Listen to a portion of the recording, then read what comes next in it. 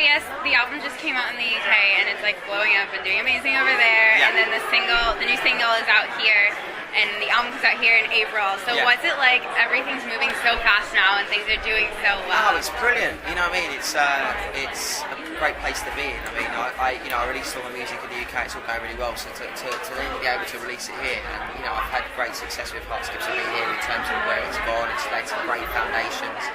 So I'm really hoping Troublemaker's going to be the next one. Hopefully it'll get into the top 10. That'd be nice.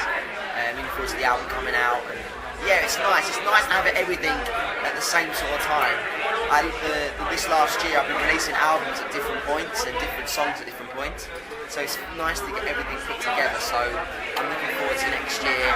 Looking forward to the album coming out here in the States. Looking forward to my single coming out. And looking forward to spending more time here. Okay.